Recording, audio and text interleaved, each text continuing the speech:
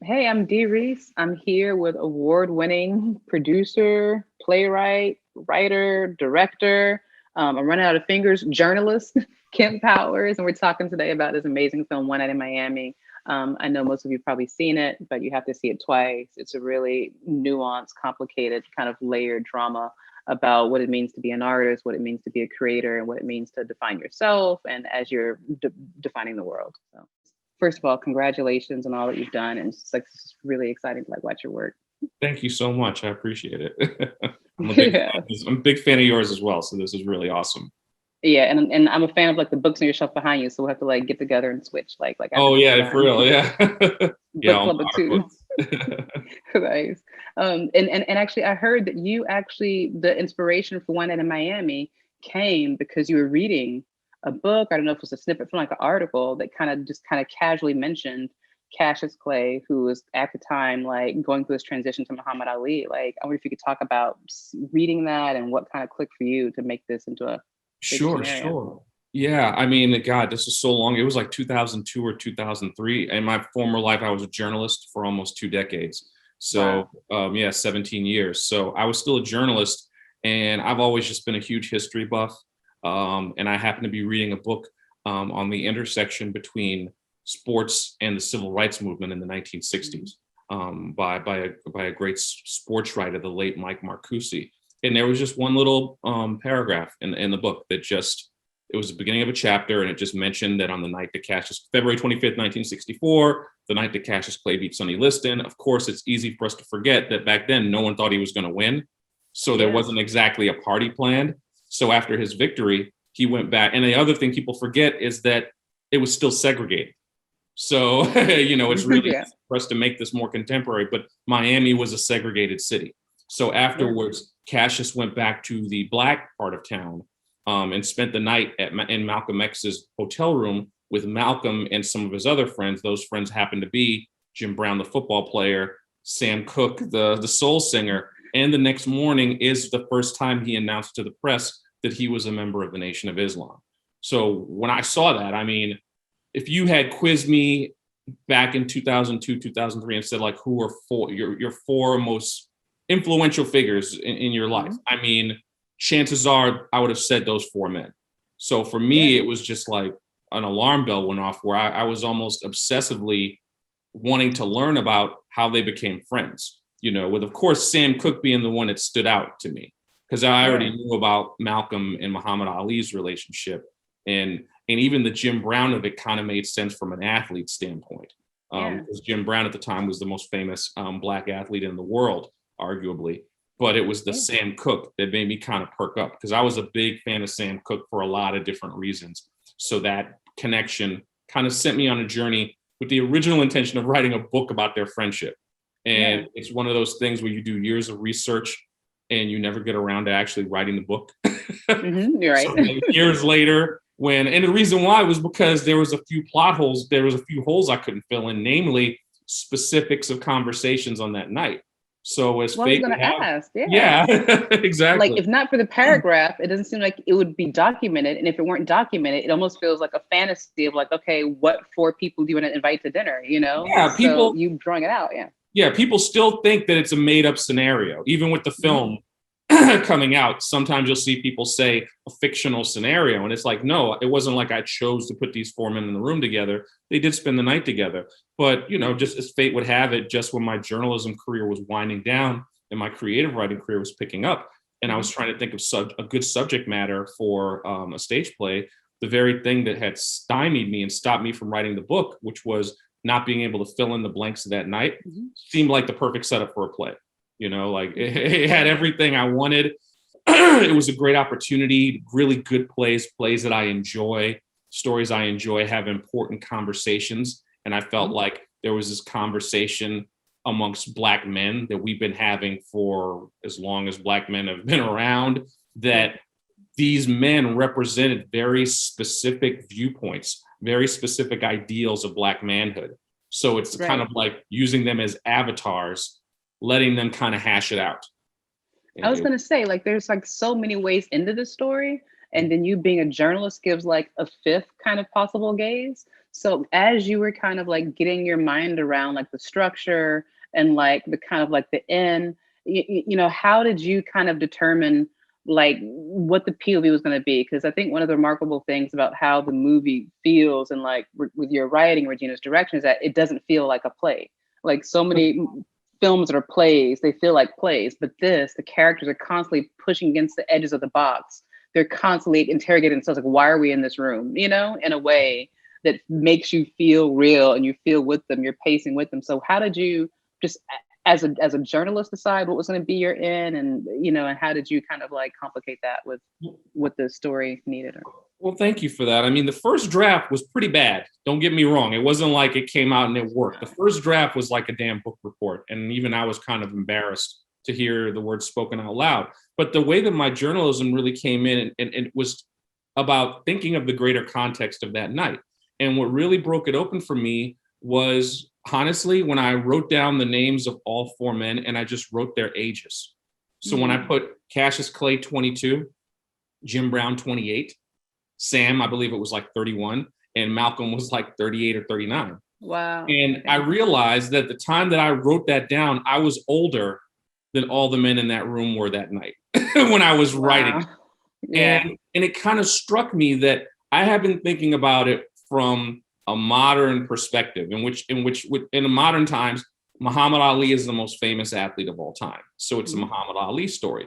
But when I reminded myself that on this night, the most famous people in the room were Sam Cooke and Jim Brown, by far the most famous people in the room. And then I looked at that dynamic. I saw a 22-year-old with his three big brothers.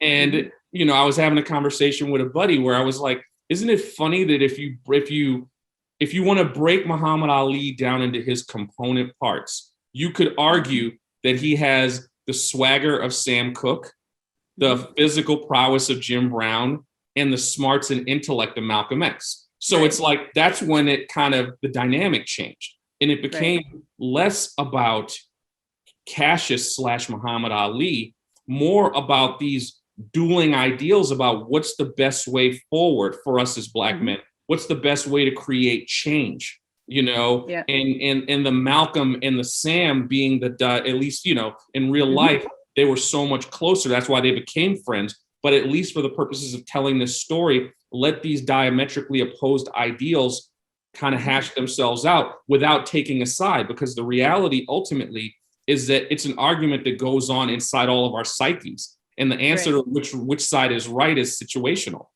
Some days you got to be like Sam and work within the system.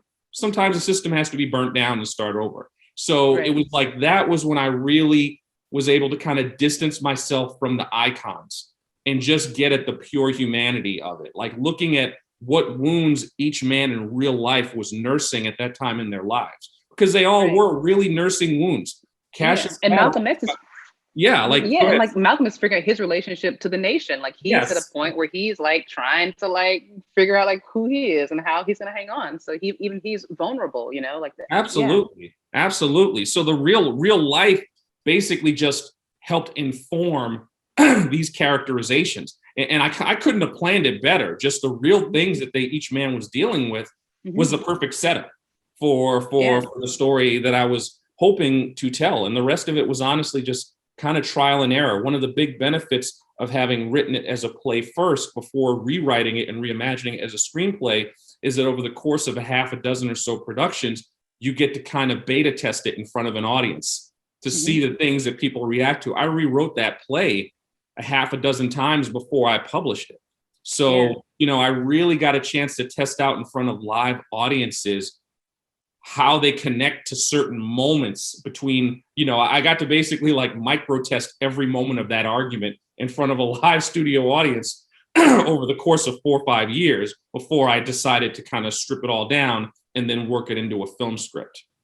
That's great. Well, like what you said, like your perspective, like, Cassius Clay as little brother, like that's what was so interesting about his characterization, because we've seen the swaggering Ali, the kind of smack talking Ali, but we didn't see, we rarely see like the kind of wide-eyed kind of like looking between the poles Ali. And that was really kind of sweet and endearing to see him. It's like he's aware of his power and he's kind of like aware of what he has, but also that he's also not entrenched like only I know. The fact that he is so open, I Yeah. think, was a fresh take on his character.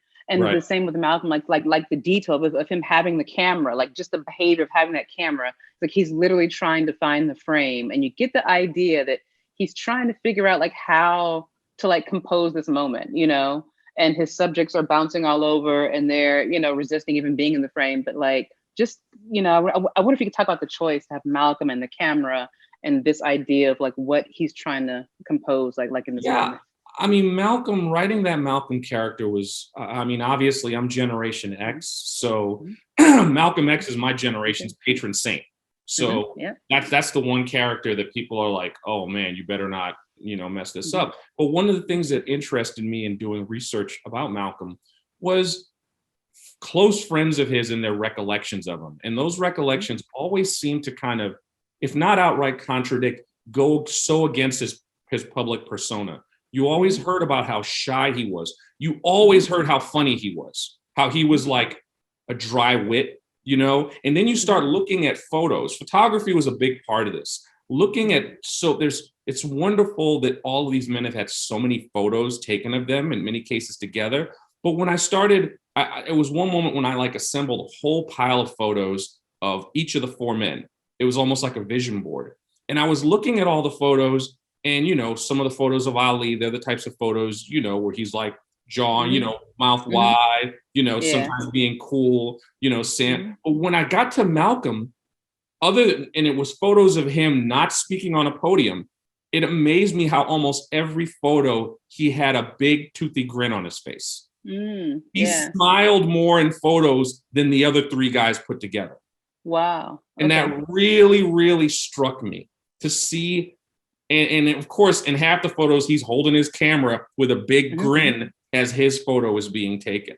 And that really kind of like cut into something with me. It really made me think like, oh, well, you know, he's the non-athlete.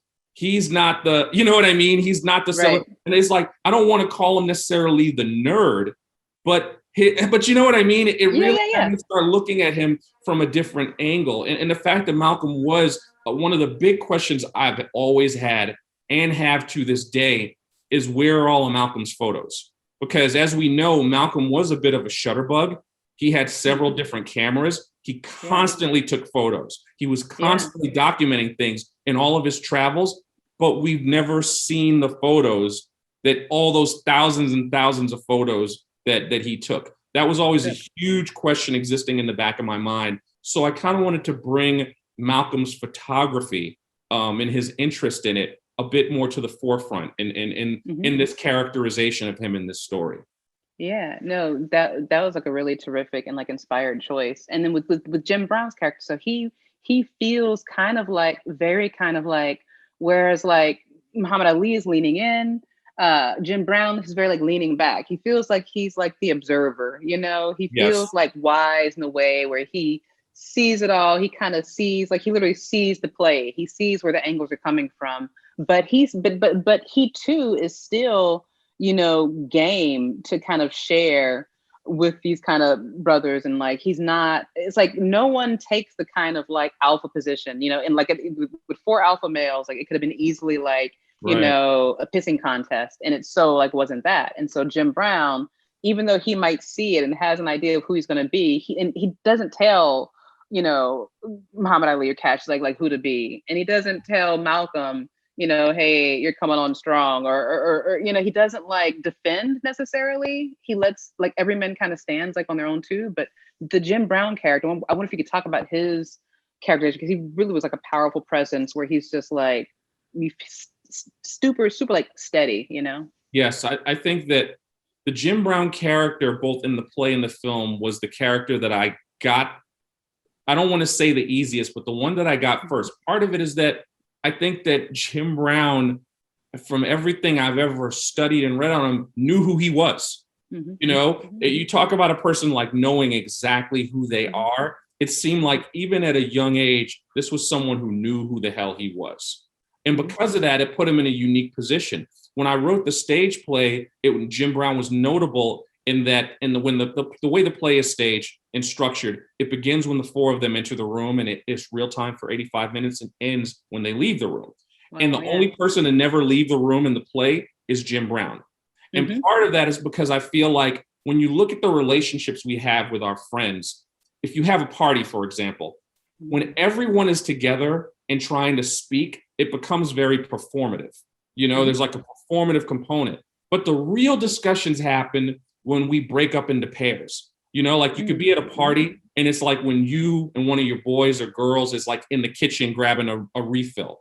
That's when you kind of pair off, and you realize that you can have a friend dynamic, but then within that friend dynamic, we have different relationships with different friends. And I really love this idea that Jim was the one guy who never judged anyone. So all of them had kind of almost like their most open sort of relationship with Jim. So you see that, and that Jim can speak to Malcolm in a way that no one else can.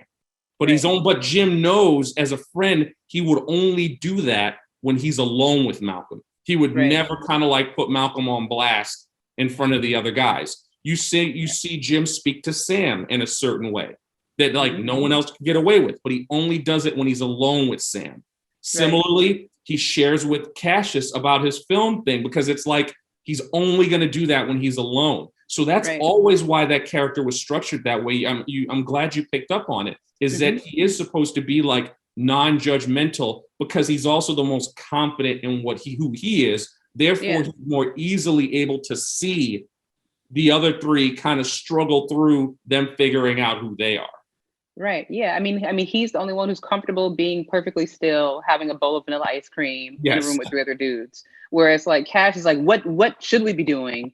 Yeah. And Sam Cooke is like, what could we be doing? But Jim Brown is like in the now. And unlike Malcolm is kind of like, I'm scared to tell you like what I really want to do. You know what I mean? So it's like so interesting. It's like Malcolm is like the most free when they're on the roof, then you feel like his character kind of blooms and opens like, oh, this is the thing I've been trying to get to. But and then maybe talk about so the Sam Cooke character you said was the one who kind of most intrigued you. It's interesting, right? Because when he gets into the confrontation with like Malcolm, I'm thinking, well, he's writing about love. He's doing the most universal thing he can be doing. And I kept rooting for Sam. I'm like, get him, Sam, come on, like punch back. But he kind of takes it as like, not the, it's like Malcolm is, I think goes in because he loves him and respects him. And it's like, so I think he says so admiring, but there's a moment where I'm like, oh, but like, just because Sam Cooke's lyrics or stuff isn't on the nose doesn't mean he's not, doing something. But then just the fact that it created that change, like that song, he's like, oh, okay, yeah, it was worth it. But maybe talk about Sam and his kind of evolution and stuff. Sure. Sam it's interesting because in the stage play, Sam has a much bigger part. And again, a lot of this, the reality of Sam's evolution as an artist was way more nuanced. The reality of it is that it wasn't like Sam went from doing love songs to a change is going to come. You know what I mean? In fact, he was incredibly conscious. He was one of the first artists to demand that his audiences not be segregated. Again, like if you're doing this Sam Cooke biopic, that would be a completely different story. Again, it's just for the purposes of this, it was important for Sam and Malcolm to exist at opposite ends of the spectrum. And, like in real life, yes, Blowing in the Wind was a really big influence on Sam writing A Change Is Gonna Come. But an equally big influence on Sam writing the film and writing the song in real life was his treatment while traveling through the segregated South.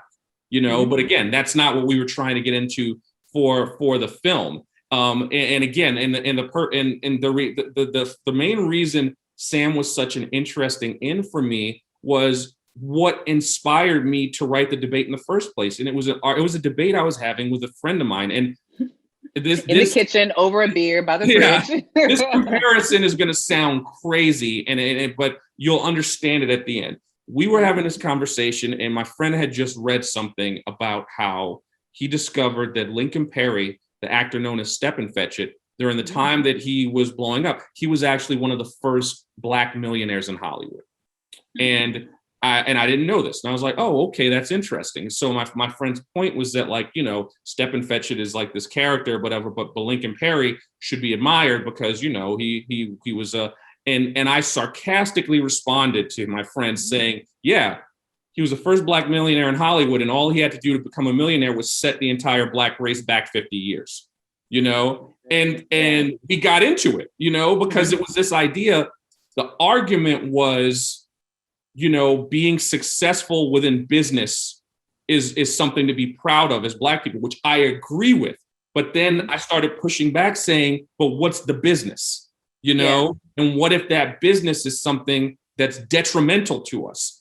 Is it so you're saying we should celebrate a Black person becoming a billionaire, even if they become a billionaire by redlining Black families and putting them into the ghetto? Like it became a really deep and interesting argument. So when I started looking at writing this, I was like, what if Malcolm, and it's unfair for him to take that stance because that isn't who Sam is, but what if Malcolm took that kind of stance? The stance that, like, and he even says it quite literally in the film. He was like, there's often this attitude that, like, once you get successful, then you'll become charitable, and it doesn't matter how you. But it's the argument made in rap music, right? Like, hey, I used to deal drugs, but now I'm better. Now that I'm rich, I can be a force for positive change. But it's like, but what about all the years when you were like this voice for negative?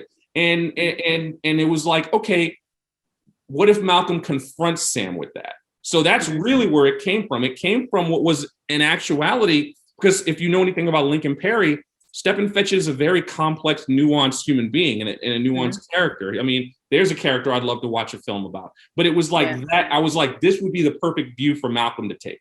That for Malcolm, what Sam is doing in his argument is no different than Stepin Fetchit. Now, I didn't want to take it as far as having him call Sam Stepin Fetchit. For me, that was because it'd be a fist fight and like movie over. Like I feel like the blows would have started. The bowls would drop. That'd be it. But that's where it came from, because again, and at the end, they are all supposed to be friends. And one of the central themes was we need to be able to disagree, but still remain friends at the end of the day and still show the love. Because ultimately, in order for us to get where we're going, we all need each other. It is about a certain amount of like interdependence and codependence. But that's really where it came from, and why it might seem so extreme is because that's the place that Malcolm is coming from when he's launching at Sam. And it just, the argument doesn't feel as strong if he's like, oh, you've been making these incremental steps in the right direction, Sam, but I just need you to be faster, is not as strong as you're doing this and you should be doing that. And like, here's the white dude who did this song. How come you didn't write that song? But no, I think it's interesting, right? So I'm thinking about this, like, now we got Stepin Fetchit in my head. I mean, for I'm Generation X too. And for my generation, was like the Flavor Flav to Chuck D, and there's a whole thing about Flavor Flav. And so, like, what do we, but he felt necessary. And if he's like the, I don't know, he was kind of like, he was the, I don't know, he like Flavor Flav, like, antagonize the national consciousness in a way, right? Because he's almost like, this is what you think of us, so I'm gonna be that, but I'm gonna drop these knowledge bombs on you. You know what I mean? Like, without Flavor Flav, Chuck D can't do his thing. Exactly. Not even just PE. It was so funny. I was watching like Rakim's video for I Ain't No Joke, and there's Flavor Flav in that too. Like, no, absolutely. Like, So that's an interesting kind of thing that's like, I think always, like, every generation has the thing where it's like, okay, what is this really doing? And so as a writer, like, one of the hardest things to do is to keep characters in a room, okay? And you've done this with like 4 characters, and not just characters, but 4 icons. Like, as you're moving through the acts, like, how are you, like, as the characters are bouncing off each other, as you're interrogating them and they're interrogating you, like, which of the characters did you have the hardest time keeping in the room? Like, who wanted to leave the most? Sam. Sam? Of course. I mean, honestly, from the second Malcolm was like, this is a time to reflect, it was like Sam was like, peace. He's got a Ferrari in the parking lot.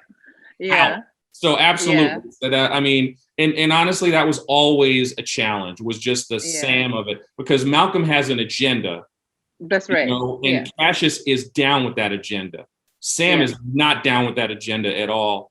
Sam, and And honestly, it's like, because of all that's going on in Sam's life at the time, you know, his marriage is kind of on the rocks, like all those. Yeah, there's absolutely no reason for him to stay in the room. So the vast majority of the heavy lifting is always about having Sam not walk the fuck out the door. Right. Yeah. But I think we accomplished it. But it was like absolutely that was a challenge.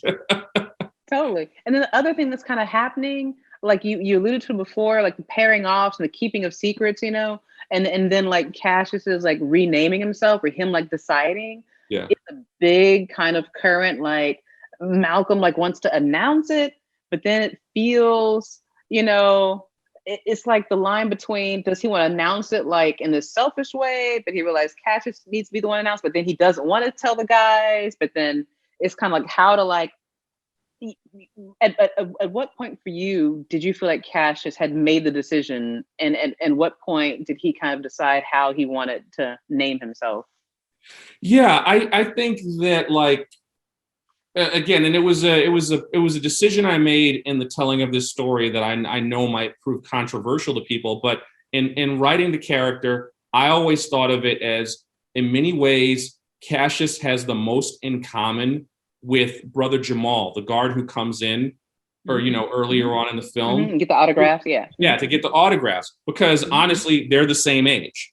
And it's really supposed to point out the allure of the organization to so many people, particularly, you know, young Black men who are disconnected from their families, who've been incarcerated. And it's family, it's having someone. And so in my writing this, I always envisioned it as though, like, even Cassius thought he was probably going to lose the fight. And he knew that once he lost, the world would know that the emperor had no clothes. So for him, it was about still having some people there for him and being a part of something bigger, you know, as opposed to, and of course, the religious component of it is a huge, huge part. That's why one of my favorite scenes in the film is actually one with almost no dialogue. It's with Cassius and Malcolm just praying.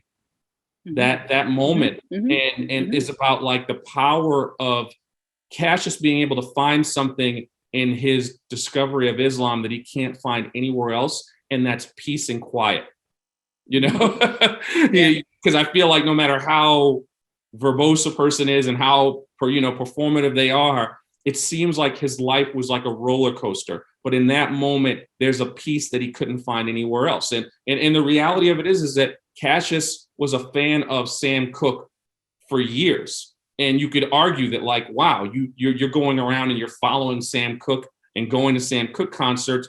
That's a party. That's a certain kind of like, but then you see Malcolm and it's like, who wouldn't do any of those things. And it's like, this is a young man who's growing into his manhood and is and really does genuinely want different things in his life. So it's those combination of things. But I definitely saw like Cassius as the famous version of Brother Jamal, you know, who's like a young man who wants to be a part of something bigger.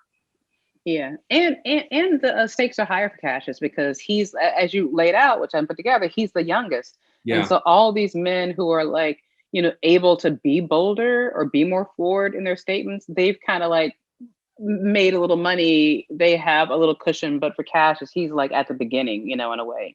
And so like the stakes are higher. And so you're also seeing this kind of protective instinct where they're like, you know, do you want to do this? Like when we think about Colin Kaepernick, you know, and like the sacrifice that's required, it's like, you know, the people who really make those stands, that's the sacrifice. They don't get to have their career and make a statement. It's a choice. And so for Muhammad Ali or Cassius, I mean, for me as a kid, you know, I knew him just toward the end, but it was always this kind of like, I was always impressed that he seemed like he got away with having both. You know, that's why he's the greatest, right? Is that like he ends up eclipsing everyone else, even though he put himself out there at a time when, in theory, it should have meant that he never had a career.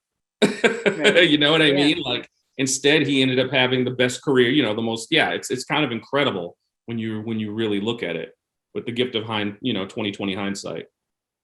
Yeah, totally. What I'm wondering. Hold on.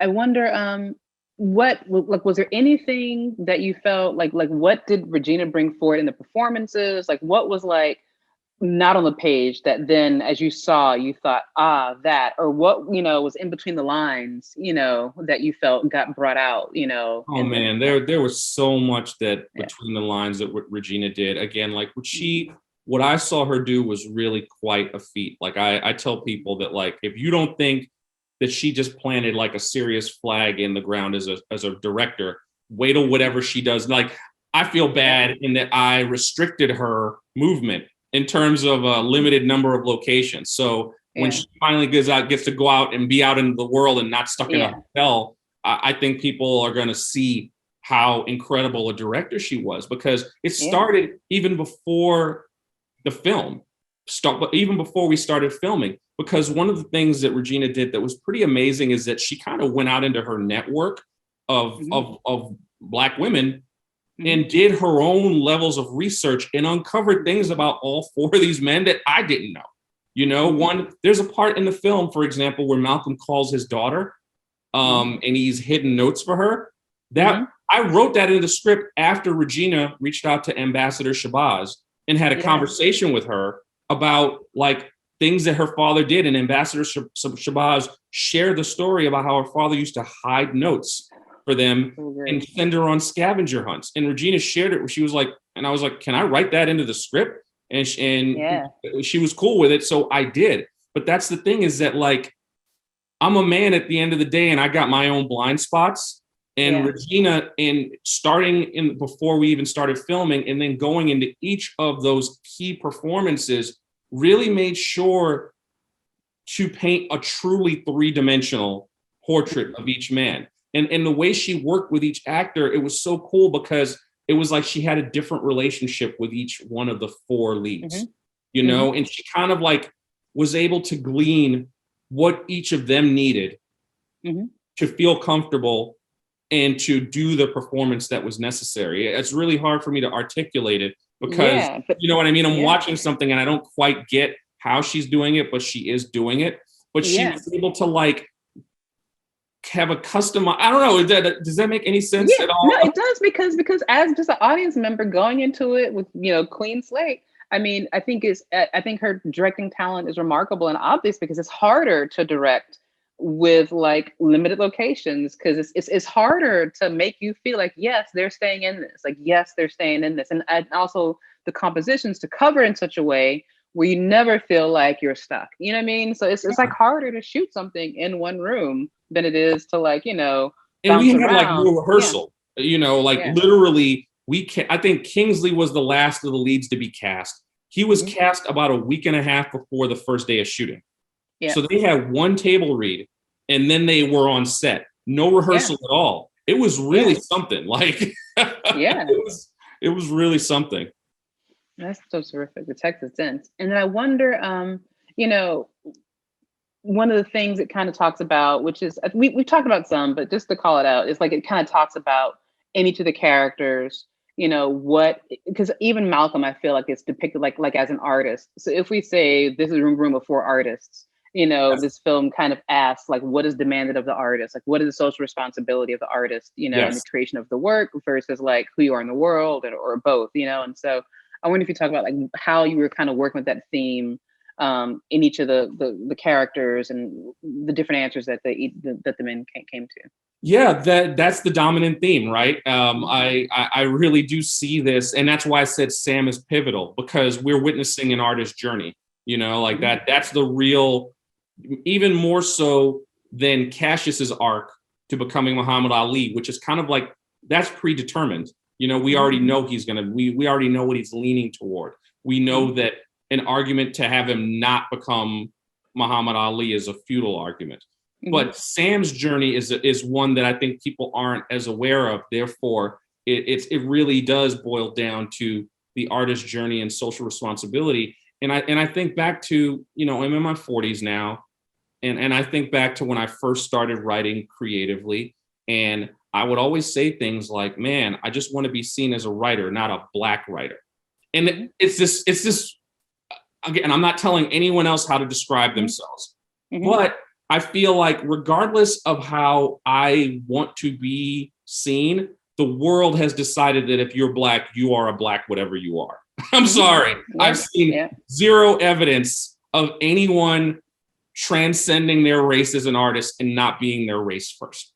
Yeah. And it took years of experience and age to get me to a place of not only peace with that, but like, how can that be a source of strength as opposed to a source of vulnerability or a source of weakness? You know what I mean? And that's kind of what I wanted to do with the Sam character and with Malcolm's prodding, was this idea of like, transcending is the wrong word. It's like, our race is actually, and the collective experiences of being Black, that's actually our superpower, you know, and we need to learn to embrace that. And again, like if I went back and told my 23-year-old self just that, my 23-year-old me would be like, shut up, you're crazy. You know, I want to be seen, but it's just, I don't know, it's just kind of where I am. And it really isn't. And it's like any artist, whether it's a musician, a fine artist, it's a common, if you're Black, to you can look up interviews and you'll see, like, I just want to be a director. I just want to be, I don't want to, but we're always going to be that.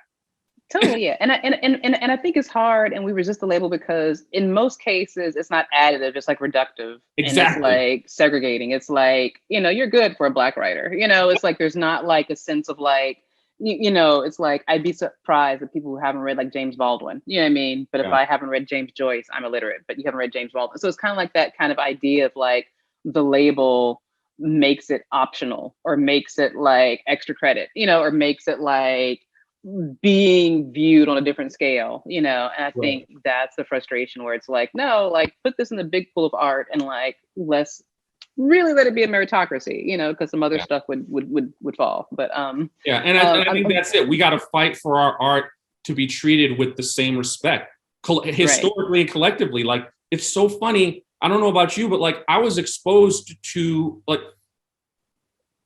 looking at cinema, you know, and Black characters. A lot of people will say like they never saw certain issues with certain characters that look like them. And I realized, for me, films like The Education of Sonny Carson or like Cornbread Earl and Me, like police brutality, there were Black films about that. We've been talking about that. 70s, you know what I mean? It's just exactly, that no one saw it who wasn't Black.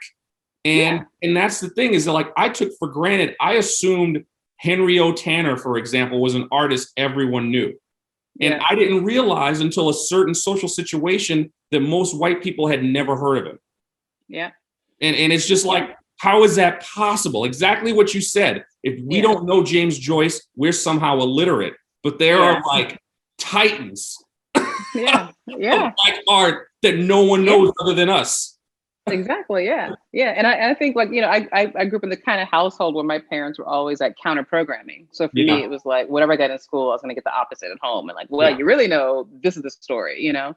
And like, I remember, like, you know, I grew up in the age of like VHS, you know, Generation X. So it's like you were curating, or my parents were curating our own like library of films, you know, like before you could even buy films, we were like recording stuff. We were recording like Sounder. We were recording like, you know, Miss Jane Pittman, like we're recording anything. If it comes across the TV, we're like taping it, you know, and creating like this different kind of collection of what's important, of what's canon, you know. And so I think we've always kind of created our own canon and decided like what's important for ourselves. And with these four characters we created, also the thing that I felt myself, I was like, oh, I'm so like relieved. And I'm like, why? I'm like, oh, because these men are safe with each other. And so I couldn't get over like, oh, like these four Black men are like safe together, and we don't get to see like narratives where they're literally physically safe from the outside world. Because part of me is like, no, don't go out, because then they'll get you. You know what I mean? Like part of me was feeling like, stay in the room. You know. So I just wondered if you could talk about that, like safety that they find in each other, even though it's like, you know, challenging and I mean, that's exactly what it is. It's these are four very public men.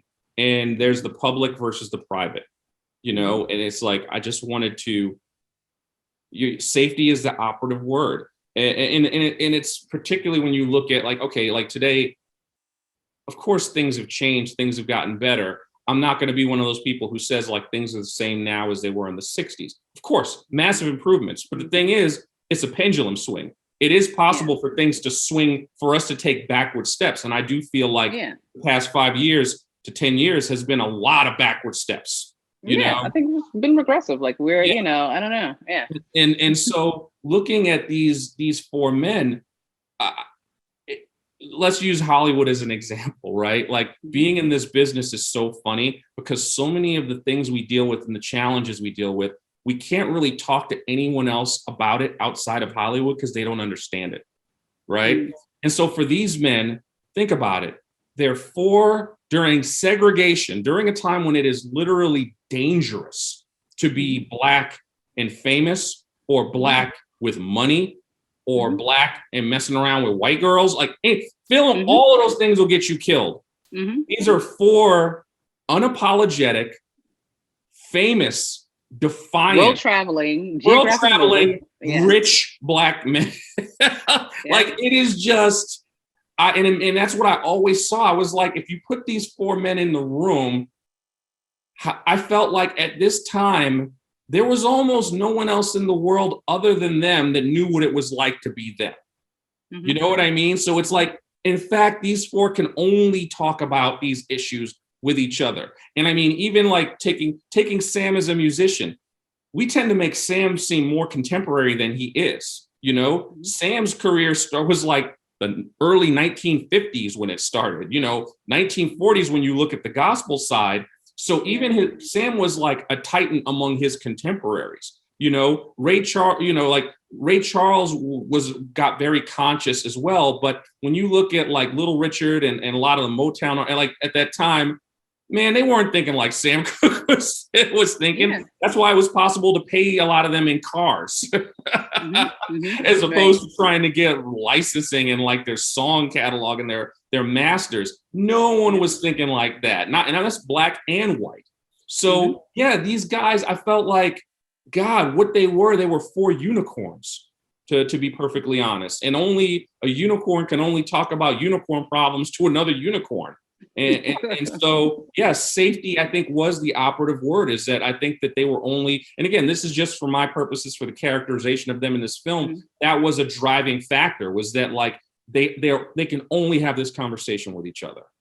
Yeah, and then Sam kind of breaks down. Like, I love how he kind of breaks down like vertical integration. You know, I know. And he's like, he figured it out. Like, oh, you know, you see me in my car, or you see me being slick, but actually I've like figured it out, and I'm gonna pimp this person actually, and like own own the process of my creation to do better. Like, what are you talking about? So I mean, I feel like, see, in that way, I feel like sometimes we have like regrets, because I feel like what artist today has that, you know, control over their process beginning to end. You know what I mean? Like, how is he now able to thankfully accomplish that? you have Beyonce and Jay-Z, but you know what I mean? Exactly. Like, you're just now getting people getting back to that level. And it's hard not to wonder, Sam Cooke died abruptly 6 months from that night, and you know, without a will. So it's just like, man, could you imagine? He started SAR Records, I think, even before, maybe a few months to a year before Motown. So just to imagine how much he could have accomplished, how much he could have inspired other artists, entrepreneurs to do, you know, that power. Yeah. And then who are the like, so it's 2021, like 20 years from now, like, who are the 4 brothers or sisters, you know, who we're going to hear about? We're in a room today and we're going to be talking about 20 years from now. Like, holy, like who would that be? If you could like, like the next that's a tough one, because, you know, it's now, because of this nature of Instagram, it feels like everyone famous knows each other. It's, but if I had to say, like, representing those very unique and different ideals, I would say LeBron would definitely be there. No question. I would say Jay-Z or Beyonce, or both of them, would be there. I would say Colin Kaepernick, you know, would probably be there. Those are some folks who really like jump out at me in terms of like taking on the mantle of more than just what they do. You know what I mean? Like, it's not just, they're not just musicians, they're not just artists. And really accepting the mantle of like greater social responsibility. Critics be damned. Those are some Yeah. ones that like really jump out at me. I don't know, like there's the Issa Rae, Yeah. you know, Yeah. you Yeah. know, in a strange, almost subversive way, kind of like Donald Glover, you know, Yeah. just Yeah. Yeah. like, so those are, and again, I don't know any of these people, but I'm just saying, like, based on seeing what they do and seeing them, yeah, like, oh, those are some folks that I would probably try to put in a room. Nice. Well, I mean, it's an amazing film. It's layered, and like degree of difficulty is up there because again, like the thing that seems like simple and easy is like the hardest thing to do. And like just like in terms of like your dialogue, your characterizations, like you believe every second of it, you're listening and they're listening to each other, you know, like there's never any sense of like anyone knows what's going to happen next, or there's never any sense of anyone has a conclusion. And there's always a sense that each character might change their mind. You know what I mean? And Right, so right. just for you to be able to write that in is just like really exquisite. Oh, thank you so much. I appreciate that. Yeah, no, Because when for you're sure. writing it, you wonder if anyone is going to like it. You know what I mean? Like, Yeah, yeah. you sometimes, I love films like 12 Angry Men, you know, Mhm. where you watch this, it's all in a jury room. You watch 11 guys say guilty. One guy goes, I don't know about that. And by the end of it, he's convinced the other 11 systematically to change their mind.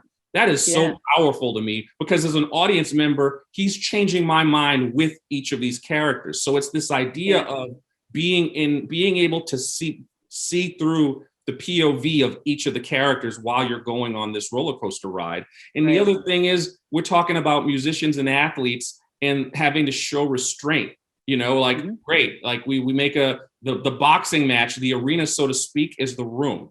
So you Mhm. ultimately end up having a movie with a football star with no football in it, a Mhm. boxer with snippets of two boxing matches, and the Right. reality is the singer, we don't have that much music in it.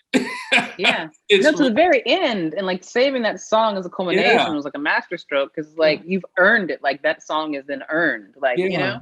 yeah. And it feels informed. So what do people like what do you think that people so in the first viewing you're just kind of in awe of like the scenario and the dialogue and it's moving fast. When you watch it a second time, this other thing comes like what do you want people to get on the second viewing that they might, you know, not get in the first viewing? Or what do you think that can sink in? I want them to connect, and in a perfect world, you want people to connect the experiences of these men to their own experiences. Mhm. I genuinely believe that, like, you know, I tried to get hyper specific about not just each of these four men's lives, but hyper specific about issues that Black men struggle with and deal with. And as you know, I don't have to tell you, sometimes the more hyper specific you get when it comes to Black people and Black culture, people Mhm. use that as a reason to say like it has no audience outside of Black Mhm. people. And I'm Mhm. actually a believer in the opposite. I believe that hyper specificity is the key Mhm. to finding universal themes because it shows Mhm. us all the ways that we are connected as human beings. I mean, my tongue in cheek way of combating that is saying, based on that logic, no one who's not Italian should have enjoyed The Godfather. You know what I Right. mean? But instead, Right. it becomes That's one great. of, you I'm know, stealing that one. I'm using yeah, that. That's great. because that is culturally specific as hell. You Yeah. know, like And it does explain to you. You catch it. Like we're gonna use vocabulary that you don't know, but you're gonna get from the absolutely, context and you're gonna figure it out, you know? I exactly. feel like too as Black writers, I feel like there's a lot of pressure to explain, to like elaborate. And so then like your scripts are forced to stay at a certain level because you're like explaining to the audience what this means. And then that's like two extra lines of dialogue that then is clunky and expositional and you didn't need it. But I feel like you didn't do that here. Like Oh, here, I, we're I, gonna catch up with you, you know? I credit theater in the UK, English theater. And a lot of it is Mhm. that I have seen so many plays that the subject matter is about Ireland and the Troubles, which is something that like do you most Americans don't even know what the Yeah, fuck that is. And yeah, these are great plays that do not even take a moment to explain yeah, what's going on, why people feel the way they do. yeah, Nothing. All you know is that this Catholic hates this Protestant. You know that it's just it doesn't inhibit you from getting into the story one bit. So to watch something that hyper specific, and to see so many works on stage that just dive into the specificity of being a northerner, or being, from this part of Ireland, or these very specific events, and being able to enjoy it as a Black American, I realized that it's like, yeah, I don't need to do that shit at all. Yeah. Because the story and the characters they're either gonna work or they're not gonna work. Yeah. And then another thing you do a great job, like, speaking of context, like another beef I always have, I feel like sometimes like we're presented without context. We fell from the sky with no past, no present. We're just here. But I feel like what you do an amazing job of with One Night in Miami is that you feel the world outside the walls. Like you feel, like you alluded to, Malcolm's family. Like you feel the others in these men's lives, as part of the stakes. You feel Sam's woman, like, wiring this hotel. It's like all that is still very present. So I wonder if you could talk about how you keep the world kind of present around them, and just contextualize, just talk about the context and how you keep your characters always. Yeah, I mean, one of the wonderful things about cinema that I couldn't do, like I said, on stage play, the stage play, I think I had it was more challenging to keep, that the context was kind of lost.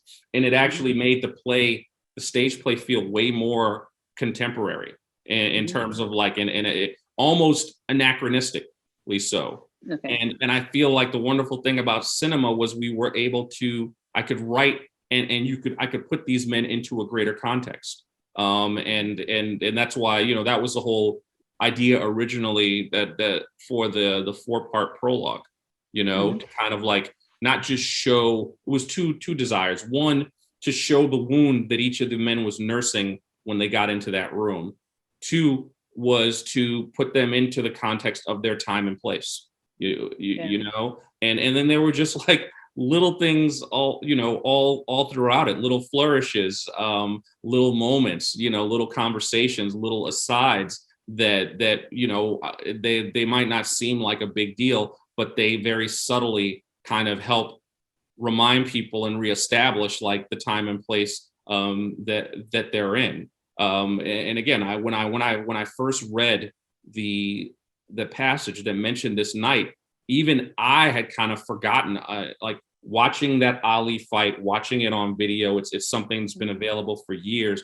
Watching Ali Liston won, just the fact that it was segregated was really kind of mind blowing to me. And then I did some research and found out like what it was like for him being in Miami, training in the Fifth Street gym all the time leading up to that, how he couldn't go into department stores and try on clothes, all these demoralizing things that he was faced with on a regular basis. And then I remember watching one of the first times when I remember watching Malcolm talking about Muhammad Ali. It was actually like the next morning where he described Cassius as an all-American boy, and things like that really just like affected me. He's like, in many ways, he's an all-American boy. I don't understand why, America won't accept that and understand that. You're turning him into this thing, but and it was like, I want to show Cassius as an all-American boy, but in a time that won't allow him to be that all-American boy. So it's just lots of little things here and there, small things, little factors. And of course, credit to Regina and a lot of her ideas for how to set up a lot of these scenes. And of course, the production designers, who I thought just like went to town on this film. Yeah, no, you guys are a powerful pair for sure. And so you just really made an extraordinary piece of work. And I'm wondering, like, as a journalist, is that training informing what you're leaning into next? Can you talk about what's next? Because from Soul, you made history as the first, kind of director, writer, credit of film. Like, where does that want to take you, you think? Yeah, I'm doing, I mean, the next two, I'm almost done writing the next script, which is another historical piece. But I have to say, though, after this one, I'm probably going to like stop. History is hard, man. right? Yeah, I I'm get it. just, I'm trying to get to the future too. I'm like, let me do yeah, 2044. Same thing, yeah, just different setting, exactly. and I can say more. Yeah. Exactly. As an artist, we want to do all the things that we love. Like I Hmm. worked on Star Trek. Like, like I love all kinds of stuff and I want to do all kinds of stuff. But like Exactly. the historical piece that I wrote, it was too good, too incredible, too much of an icon for me to pass it up. So I'm just Nice. about done with that. I'm not sure who's going to direct it, but it's something at Netflix. And I'm Nice. in the midst of directing another animated feature, Hmm. which I can't say what it is, but Yeah, yeah. it's me kind of like it's scratching my superhero itch. Let me That's put it that exciting. way. That's So, and then great. That's after that, exciting. there's just my interests are really eclectic. So I've Yeah. always said I'm a storyteller. I love a great story, and there's Yeah. no genre to it. There's no nothing to it. I mean, Exactly. yeah, it's just if it's a Yeah, good I'm with you. I feel the same way for yeah. sure. Yep. That's dope. Well, I mean, thank you for this film, and I don't know. I hope you win. So Oh well, thank that's you. it. I mean, Basically, it's dope. I've Yeah. already won. It got made. Yeah. Yeah. Exactly. That's Like right. That's that's right. honestly, I don't have to tell you. Any one of these films getting made feels like a miracle. So I feel That's like right. this was a year I've already had two miracles, so I'm good to go. I don't Yeah. I don't need any more. Yeah. I'm Yeah. just on to the next thing and hoping that if everything I do could be half as well received as these Hmm. two films have been, then man, Yeah. then I'm like the luckiest dude in the world.